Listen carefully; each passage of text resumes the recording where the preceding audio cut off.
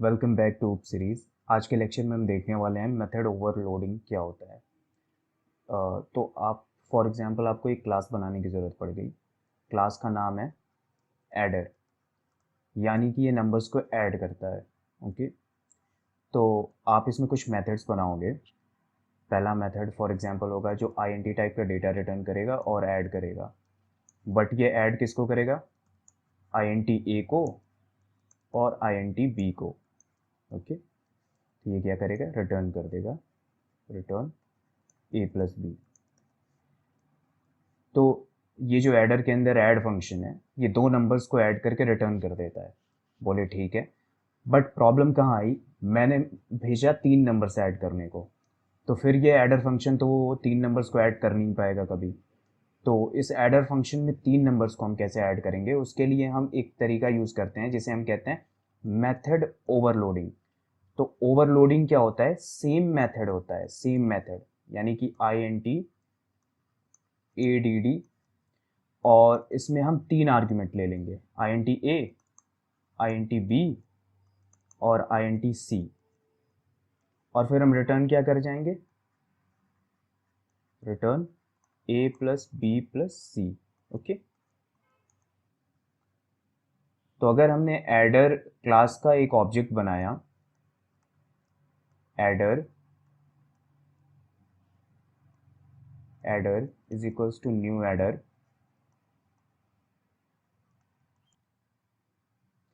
और हमने इस पे कॉल करा एडर डॉट एड 2,5, तो कौन सा फंक्शन कॉल होगा?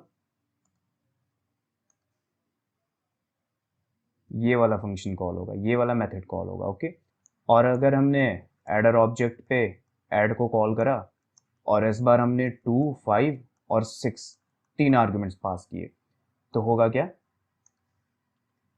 ये वाला फंक्शन कॉल होगा, ये वाला मेथड कॉल होगा। तो यहां पे हमने क्या देखा? एक ही मेथड है, नाम एक ही है, मेथड का नाम एक ही है ऐड, मेथड का रिटर्न टाइप सेम है, बट उसके नंबर ऑफ आर्ग्यूमेंट्स में फर्क आ गया, नंबर ऑफ आर्ग्यूमेंट्स में फर्क आ गया। तो हमने एक ही मेथड को ओवरलोड कर दिया है। ओवरलोड क्या मतलब? वो बहुत सारे काम कर रहा है, उसके बहुत सारे फेसेस हैं। ओके, बहुत सारे फेसेस का क्या मतलब हुआ? पॉली, पॉली मतलब होता है मेनी, पॉली मतलब मेनी। और मॉर्फ्स मतलब क्या होता है? मॉर्फ्स मतलब होता है फॉर्म्स। तो एक ही ऐड फंक्शन के कई सारे फॉर्म्स हैं, एक जिसमें 2 आर्ग्यूमेंट आते हैं, एक जिसमें 3 आर्ग्यूमेंट आते हैं। तो पॉलीमॉर्फिज्म क्या होता है? Many forms. और मेथड ओवरलोडिंग पॉलीमॉर्फिज्म का ही एक तरीका है। मेथड ओवरलोडिंग कितने तरीके से की जा सकती है? तो जावा में एक मेथड को ओवरलोड करने के 3 तरीके हैं। पहला तरीका क्या है कि आप नंबर ऑफ आर्ग्यूमेंट्स में चेंज ला दो, जैसा कि अभी हमने यहां पे देखा, change in number of arguments, number of args में चेंज ला दो। दूसरा तरीका क्या है? Change in data type of argument.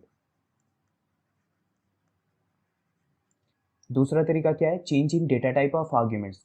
तो हमने देखा, हमने ऐड फंक्शन बनाया तो है दो, लेकिन दोनों में दो दो आर्ग्यूमेंट्स ही जा रहे हैं, यानी कि हम पहले तरीके से ओवरलोड नहीं कर रहे हैं। दिस फर्स्ट वन, इस तरीके से हम ओवरलोड नहीं कर रहे हैं। हमने क्या किया है? हमने सिर्फ सेकंड डेटा टाइप चेंज कर दिया है। यहाँ पे INT यूज किया था ऊपर, नीचे फ्लोट यूज किया है, और हम पास क्या कर रहे हैं? हम एक फ्लोट टाइप का डेटा पास कर रहे हैं 5.2f। तो ये भी ओवरलोड हो जाता है। इस ओवरलोडिंग इसमें ओवरलोडिंग का तरीका क्या था? Change in data type of arguments.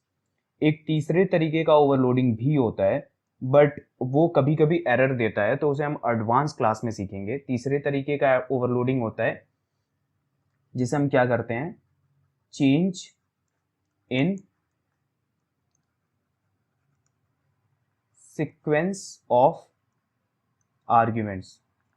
ये ओवरलोडिंग का तरीका एरर दे सकता है, तो इसे बहुत प्रिकॉशन के साथ किया जाता है। तो ये हम इस क्लास में नहीं देख रहे हैं, ये हम दूसरे क्लास में देखेंगे। तो अब हम आ जाते हैं कोड में, और आप सोर्स के अंदर एक और फोल्डर बना लो पॉलीमॉर्फिज्म नाम से। पॉलीमॉर्फिज्म। तो पॉलीमॉर्फिज्म के अंदर मेथड ओवरलोडिंग करने के लिए आप एक फाइल बनाओ, एडर डॉट जावा। तो हम एडर के अंदर अपना एक फंक्शन ऐड डिफाइन करते हैं। ये लेगा दो आईएनटी टाइप के arguments, INT a comma I N T B, और ये कर देगा दोनों को ऐड करके रिटर्न।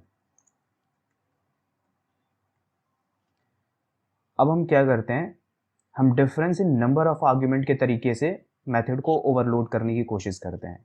इस बार हम ऐड को ओवरलोड कर रहे हैं, लेकिन अब इस बार ये तीन आर्ग्यूमेंट्स लेगा, I N T a comma I N T b comma I N T c, और ये रिटर्न क्या करेगा, इन तीनों को ऐड करके रिटर्न ए प्लस बी प्लस सी। तो ये हुआ नंबर ऑफ आर्ग्यूमेंट्स में चेंज लाके हम मेथड को ओवरलोड कर सकते हैं। जो दूसरा तरीका हमने देखा था कि आर्ग्यूमेंट के डेटा टाइप में हम चेंज लाते हैं, इन डेटा टाइप्स ऑफ आर्ग्यूमेंट्स, तो इसमें हम चेंज लाके भी ओवरलोड कर सकते हैं। फॉर एग्जांपल, अब हम आईएनटी ऐड ही बना रहे हैं, हम दो ही आर्ग्यूमेंट्स लिखेंगे, लेकिन इस बार हम फ्लोट टाइप के आर्ग्यूमेंट्स लेंगे, फ्लोट ए फ्लोट बी, और हम क्या करेंगे, रिटर्न करेंगे ए प्लस बी। यहाँ एरर आ रहा है क्योंकि हम आईएनटी टाइप का डेटा रिटर्न कर रहे हैं, this will be float. Okay, तो हम इनका मिक्स मैच भी यूज कर सकते हैं। कैसे, कभी ऐसा भी हो सकता है फ्लोट कि एक हम आईएनटी टाइप का डेटा ले लें और एक हम डेटा ले लें फ्लोट टाइप का।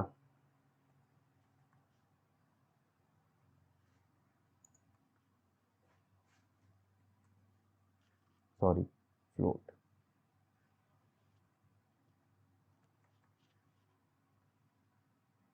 और हम रिटर्न कर दें दोनों को ऐड करके, बट हमें टाइप कास्ट करना पड़ेगा फ्लोट में।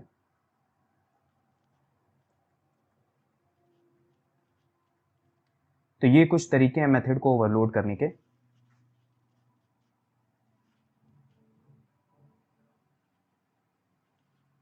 अब आ जाते हैं हम अपनी ऐप क्लास में, और हम एडर क्लास का एक ऑब्जेक्ट बनाते हैं, is equals to new adder. इसको हमें करना होगा, इसको इंपोर्ट करना होगा, इंपोर्ट एडर। हमने एडर को इंपोर्ट कर लिया, और ये मेथड्स को हमने पब्लिक बनाना होगा, पब्लिक पब्लिक पब्लिक। हम जस्ट इसके अगले लेक्चर में ही देखने वाले हैं हम पब्लिक प्राइवेट प्रोटेक्टेड लिखते क्यों हैं, पब्लिक। ओके, हम ऐड क्लास में आ जाते हैं, और अब एडर में हम int result is equals to adder dot add, और ये दो इन टाइप का डेटा लेगा 5 और 2। तो ये देखना आप, रिजल्ट इन टाइप में आएगा, sys out रिजल्ट। तो 5 और 2 को हमने ऐड किया और 7 रिजल्ट आया। ओके, अब हम क्या करते हैं, अब हम दोनों आर्ग्यूमेंट्स को फ्लोट टाइप का कर देते हैं, 2.2f और ये हो जाएगा 5.6f, और ये रिटर्न करेगा फ्लोट टाइप का डेटा। ओके, अब हम रिजल्ट को एक बार प्रिंट करके देखते हैं, 7.8। एक तीसरा तरीका भी हमने यूज करा था, जिसमें फ्लोट टाइप का ही डेटा आ रहा था, बट पहला वाला इन टाइप का आर्ग्यूमेंट था, और सेकंड वाला जो हमारा था फ्लोट टाइप का आर्ग्यूमेंट था। तो ये भी काम करना चाहिए, 7.2। अब हम देखने वाले हैं मेथड ओवरराइडिंग क्या होता है। तो हमारे पास फॉर एग्जांपल एक बेस्ड क्लास है यानी कि सुपर क्लास आरबीआई नाम की, और इसके पास एक इंटरेस्ट रेट डिफाइंड है, यानी कि जब भी आप लोन लेते हो तो 4.6F का इंटरेस्ट रेट लगता है। तो जब भी आरबीआई में कोई गेट इंटरेस्ट रेट को कॉल करता है तो उसको रिटर्न होता है 4.6F।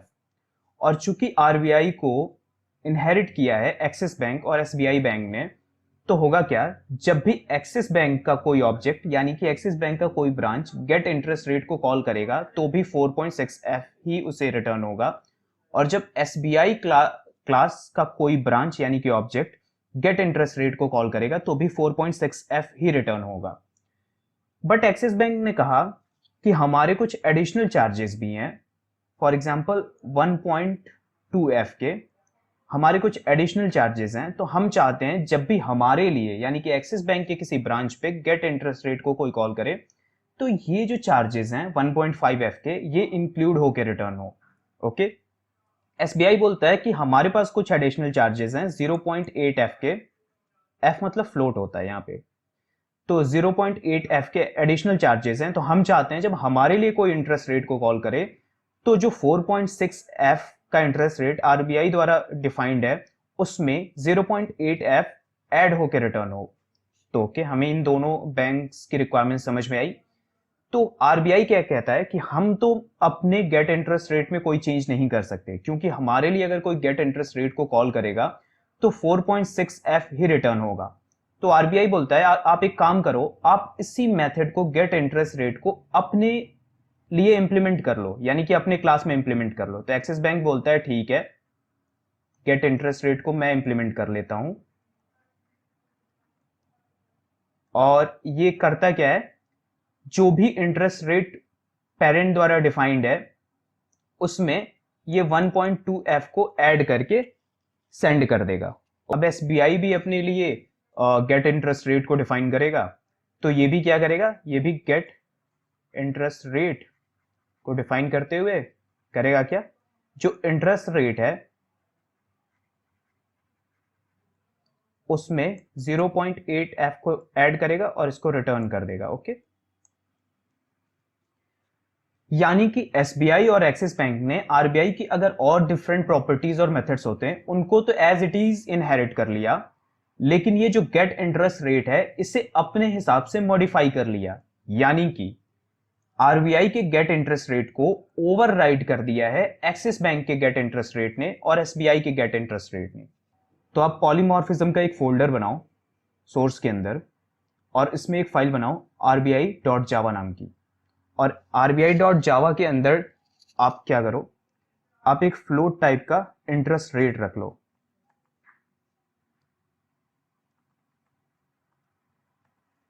और इसमें वैल्यू डाल दो 4.6F, और आरबीआई के लिए आप गेट इंटरेस्ट रेट को डिफाइन कर दो। तो हमने आरबीआई के लिए बेस इंटरेस्ट रेट की वैल्यू इनिशियलाइज कर दी है, और गेट इंटरेस्ट रेट में हम इंटरेस्ट रेट जो आरबीआई का है ये वैल्यू 4.56 उसको रिटर्न कर दे रहे हैं। अब मैं कहता हूं एक और क्लास बनाओ एक्सिस बैंक नाम की,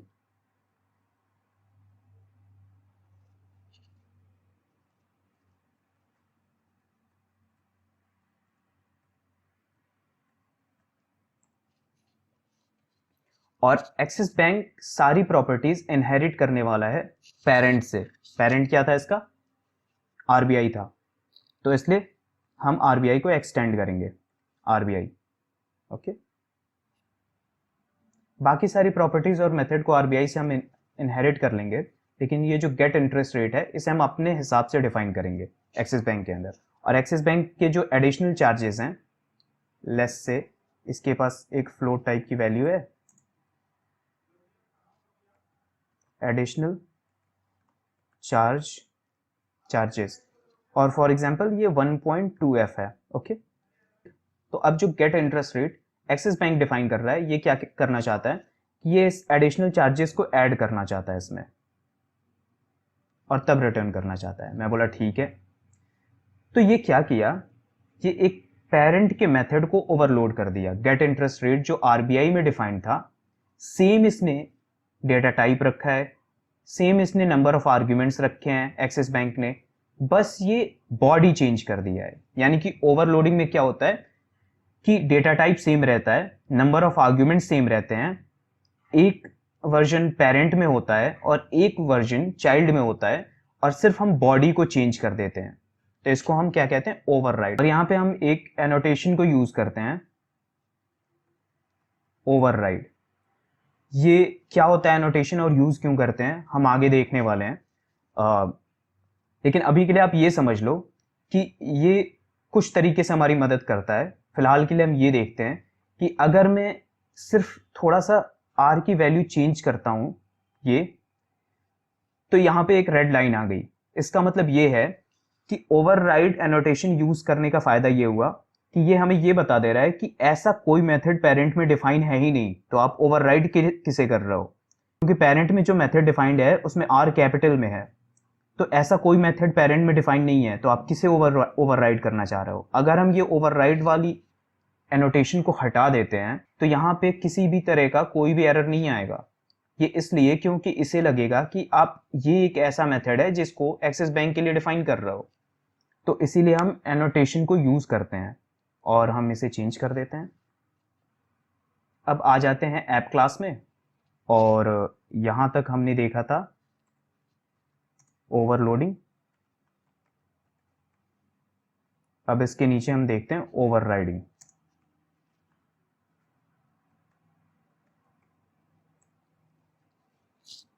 हम एक बैंक नाम की क्लास बनाते हैं, सॉरी हम एक आरबीआई नाम की क्लास बनाते हैं,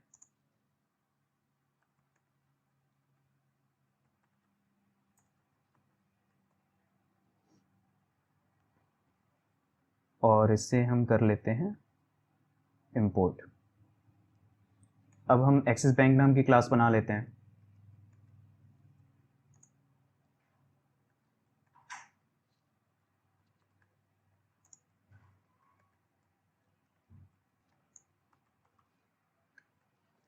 तो हम आरबीआई के लिए गेट इंटरेस्ट रेट को कॉल करते हैं, और एक बार हम रेट 2 में एक्सिस बैंक के लिए गेट इंटरेस्ट रेट को कॉल करते हैं। अब हम दोनों इंटरेस्ट रेट को प्रिंट करा लेते हैं। आरबीआई के लिए रेट 1 और एक्सिस के लिए रेट 2।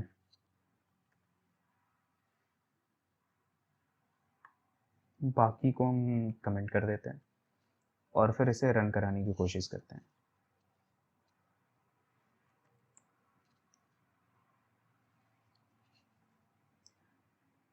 तो आप देखो आरबीआई के लिए 4.6 आया है और एक्सिस बैंक के लिए 5.8 आया है।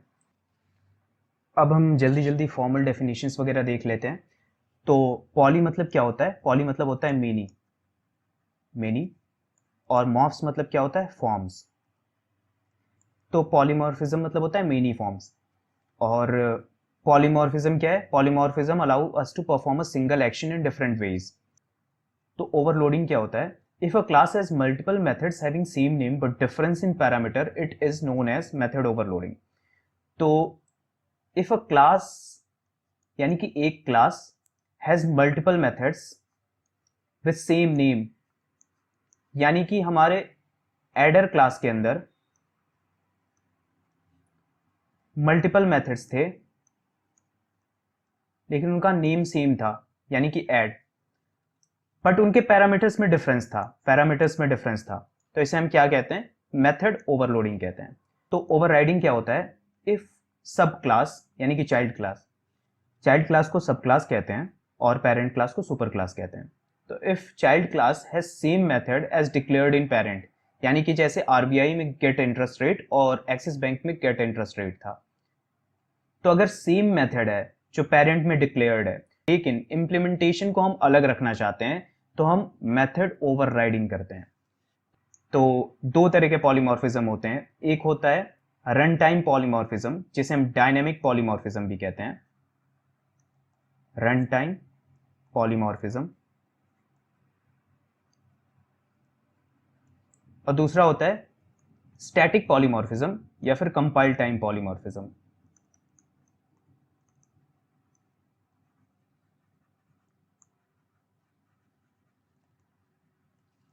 और स्टैटिक या कंपाइल टाइम पॉलीमॉर्फिज्म के अंडर में आता है मेथड ओवरलोडिंग, और मेथड ओवरराइडिंग आता है डायनेमिक पॉलीमॉर्फिज्म या रन टाइम पॉलीमॉर्फिज्म के अंदर।